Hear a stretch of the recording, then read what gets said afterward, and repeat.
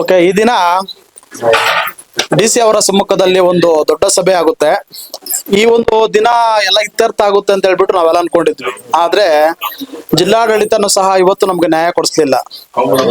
ನಾವು ಮುಗಿಸ್ಕೊಂಡು ಮನೆಗೆ ಬಂದ್ಮೇಲೆ ಏನ್ ಮಾಡಿದಾರೆ ಅಂದ್ರೆ, ನಮ್ಮ ವೇಮ್ಗಲ್ ವ್ಯಾಪ್ತಿಗೆ ಬರ್ತಕ್ಕಂತಹ ಪ್ರಭಾವಿ DSS ಮುಖಂಡ, ದಲಿತ ವಿರೋಧಿ ಆಗಿರ್ತಕ್ಕಂತಹ, ಲಂಚಕೋರ ಆಗಿರ್ತಕ್ಕಂತಹ ಒಬ್ಬ ಮುಖಂಡ ಯಾರಂದ್ರೆ DSS ಮುನಿಯಾಂಜಿ ಅಂತೇಳಿ. ರೀ, ಬುದ್ಧಿ ಇದೆಯೇನ್ರಿ ನಿಮ್ಗೆ? ಅಂಬೇಡ್ಕರ್ ವಿಚಾರಗಳನ್ನ ಇಟ್ಕೊಂಡು ನಾನು ಬೆಳವಣಿಗೆ ಆಗ್ತಾ ಇದ್ದೇನೆ ಅಂತ ಹೇಳ್ಬಿಟ್ಟು ಮಾತಾಡಿದಾರಲ್ಲಿ ಎಲ್ಲಿದೆ ರೀ ನಿಮ್ಗೆ ಅಂಬೇಡ್ಕರ್ ವಿಚಾರವಾದ? ಎಲ್ಲಿದ್ದೀರ ನೀವು? ಈ ಒಂದು ಉಲ್ಲಂಕಲ್ ಗ್ರಾಮದಲ್ಲಿ ಇಷ್ಟೆಲ್ಲ ಕೋಮುಗಲ ಸೃಷ್ಟಿ ಆಗೋದಕ್ಕೆ, ಇದೆಲ್ಲ ಬೇರೆ ಹಂತಕ್ಕೆ ಕರ್ಕೊಂಡು ಹೋಗೋದಕ್ಕೆ ನೀವೇ ಕಾರಣ. ಸುಳ್ಳು ಆರೋಪ ಮಾಡಿದ್ದಾರೆ.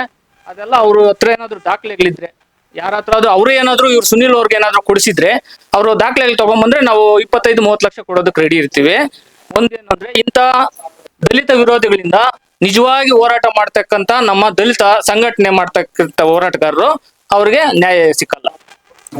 ಇಂಥವರಿಂದ ಅವ್ರಿಗೆಲ್ಲ ಅವಮಾನ. ಮುನಾಂಜಿ ಅವರು ಒಬ್ಬ ರೌಡಿ ಶೀಟರ್ ಅಲ್ವಾ? ಅವರು ನಮ್ಗೆ ಏನ್ ಸರ್ ಏನ್ ಅಂತ ಹೇಳ್ತಿದಾರೆ ಗೊತ್ತಾ? ನಿಮ್ಮನ್ನ ಒಂದ್ರಲ್ಲಿ ಏನದಾದ್ರೂ ನೋಡ್ತೀರಿ, ಬೆದರಿಕೆ ಮಾಡ್ತಿದಾರೆ, ಪ್ರಾಣ ಬರೋದಕ್ಕೆ.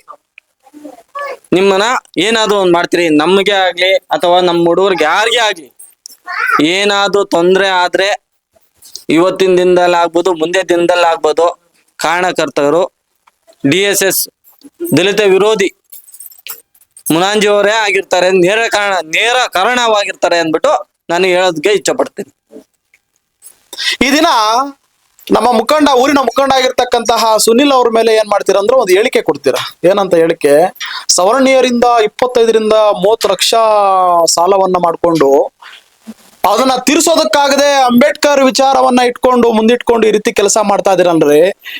ಅಲ್ಲ, ಸವರ್ಣೀಯರು ಅಂತ ಎಷ್ಟು ಒಂದು ಲಂಚ ತಗೊಂಡಿದ್ದೀರಾ ನೀವು? ಆನ್ಸರ್ ಮಾಡ್ಬೇಕಿದಕ್ಕೆ. ಎಷ್ಟು ಲಂಚವನ್ನ ತಗೊಂಡಿದ್ದೀರಾ ನೀವು? ಯಾಕೆ ಒಬ್ಬ ದಲಿತ ಮುಖಂಡನಾಗಿ ನೀವು ನಮ್ಮ ಒಂದು ದಲಿತ ಸಂಘಟನೆಗಳ ಕೆಲಸ ಮಾಡ್ತಾ ಇರ್ತಕ್ಕಂಥವ್ ನೀವು ಈ ರೀತಿಯಾಗಿ ದಿಕ್ಕು ತಪ್ಪಿಸೋ ಕೆಲಸ ಮಾಡ್ತಾ ಇದೀರಲ್ಲ,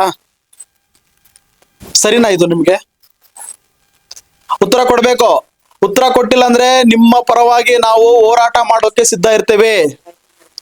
ಮೇಡಾಳ ಮುನಿಯಾಂಜಿನವ್ರೆ, ನಿಮಗೆ ಹೇಳ್ತಾ ಇರೋದು, ದಿಕ್ಕಿ ತಪ್ಪಿಸುವ ಕೆಲಸ ಯಾಕೆ ಮಾಡ್ತಾ ಇದ್ದೀರಾ ನೀವು? ಸವರ್ಣೀಯರ ಜೊತೆ ಸೇರ್ಕೊಂಡು ಇದುವರೆಗೂ ಏನಾಯ್ತು ನಮಗೆ ಗೊತ್ತಿರಲಿಲ್ಲ ಮಾಹಿತಿ. 5 ಲಕ್ಷ ನಾನು ಕೊಟ್ರೆ ಈ ಒಂದು ಅಂಬೇಡ್ಕರ್ ವಿಚಾರವನ್ನ ನಾವು ಮುಗಿಸ್ತೀವಿ ಅಂತ ಹೇಳ್ಬಿಟ್ಟು ನೀವು ಲಂಚ ತಗೊಂಡು ಏನು ಲಂಚಕೋರರಾಗಿ ನೀವು ಲಂಚ ತಗೊಳಕ್ ಮುಂದಾಗಿದ್ದೀರಲ್ಲ, ನಾವು ಕೊಡದೇ ಇರ್ತಕ್ಕಂತ ಒಂದು ಸಂದರ್ಭದಲ್ಲಿ ಅರ್ಥ ಆಗ್ತದ್ಯಾ? ನೀವು ಅವ್ರ ಜೊತೆ ಸೇರ್ಕೊಂಡು ಇಂಥ ಒಂದು ಅವ್ಯವಹಾರಗಳನ್ನ ಮಾಡ್ತಾ ಇದೀರಲ್ಲ, ಎಷ್ಟು ಸರಿ ಇದು? ನೋಡಿ, ಎಲ್ಲಾ ಒಂದು ಫೇಸ್ಬುಕ್ ಅಲ್ಲೇ ಹರಿದಾಡ್ತಕ್ಕಂತಹ ಒಂದು ವಿಚಾರ ಏನಿದೆ ಅದೆಲ್ಲ ಸುಳ್ಳು ಮಾಹಿತಿ. DSS ಮುನಿಯಾಂಜಿನಪ್ಪ ಮತ್ತಕ್ಕಂಥವ್ರು ಏನ್ ಮಾತಾಡಿದ್ದಾರೆ ಅದೆಲ್ಲ 100ಗೆ 1000% ಅಂತಕ್ಕಂಥದ್ದು ಅದು ಸುಳ್ಳು ಮಾಹಿತಿ. ಅಕಸ್ಮಾತ್ ಏನಾದ್ರು ನಮ್ಮ ಹುಡುಗ ಅಂತಕ್ಕಂಥವ್ರು ಏನಾದ್ರು ಅಷ್ಟು ಸಾಲ ಮಾಡಿದ್ರೆ ತಗೊಂಬನ್ರಿ, ಪ್ರೂಫ್ ತೋರಿಸಿ, ಸಾಕ್ಷಿ ತೋರಿಸಿ. ಸಾಕ್ಷಿ ಸೋರ್ಸಿಲ್ಲ ಅಂದ್ರೆ ನಿಮ್ಮ ಮೇಲೆ ಮಾನನಷ್ಟ ಮೊಕದ್ದಮೆ ಕೇಸ್ ಹಾಕೋದಕ್ಕೆ ನಾವು ಮುಂದಾಗ್ತಾ ಇದೀವಿ. ಎಚ್ಚರಿಕೆ. ಇನ್ನೊಂದು ಸಲ ಏನಾದ್ರೂ ನಮ್ಮ ಊರಿನ ವಿಚಾರದಲ್ಲಿ ಅರ್ಥ ಆಗ್ತಾ ಇದೆಯಾ, ನೀವೇನಾದ್ರೂ ಇನ್ವಾಲ್ವ್ಮೆಂಟ್ ಆಗಿದ್ದೀರಾ ಅಂದ್ರೆ ನಮ್ಮ ಹುಡುಗರಿಗೇನಿದೆ, ನಮ್ಮ ದಲಿತ ಸಮುದಾಯಕ್ಕೆ ಏನೇ ಅನ್ಯಾಯ ಆದ್ರೂ ನೇರ ವರ್ಣೆ ನೀವೇ ಆಗ್ತೀರಾ ಅಂತೇಳಿ ನನ್ನ ಮಾತನ್ನು ಮುಗಿಸ್ತಾ ಇದ್ದೀನಿ. ಹಾಗಾದ್ರೆ ಮತ್ತೆ ಏನಕ್ಕೆ ಸರ್ 20-30 ಲಕ್ಷ ಅಂತ ಹೇಳ್ಬಿಟ್ಟು ಯಾವ ಒಂದು ಕಾರಣಕ್ಕೆ ಅವ್ರು ಬಂದ್ಬಿಟ್ಟು ಈ ತರ ಸುಳ್ಳು ಒಂದು ಇದು ಆ ವ್ಯಕ್ತಿ ಮೇಲೆ ಮಾಡಿರ್ಬೇಕು? ಯಾಕಂದ್ರೆ ಈಗ ಮುಂದಾಳತ್ವ ವಹಿಸ್ಕೊಂಡು ಎಲ್ಲಾ ಒಂದು ಕೆಲಸ ಕಾರ್ಯಗಳಲ್ಲಿ ವಹಿಸ್ಕೊಳ್ತಾ ಇರ್ತಕ್ಕಂಥ ವ್ಯಕ್ತಿಯನ್ನ ಏನಾದ್ರೂ ಮಾಡಿ ಕುಗ್ಗಿಸ್ಬೇಕು. ಒಂದು ಕುಗ್ಗಿಸುವ ಕೆಲಸ, ಭಯ ಪಡಿಸುವ ಕೆಲಸದ ಮುಖದ ಈ ಕೆಲಸದಿಂದ ಮಾಡಿದ್ರೆ ಅವನು ಕುಗ್ಗುತ್ತಾರೆ. ಕುಗ್ತಕ್ಕಂಥ ಸಂದರ್ಭದಲ್ಲಿ 5 ಲಕ್ಷ ಕೊಟ್ಟಿದ್ರೆ ಸುರೋಗ್ತಾ ಇತ್ತು, ನಮ್ಮ ಹತ್ರ ನಾವಿಲ್ಲ, ಎಲ್ಲ ಕೂಲಿಕ ಮಾಡ್ತಕ್ಕಂಥ ವ್ಯಕ್ತಿಗಳು ನಾವೆಲ್ಲ.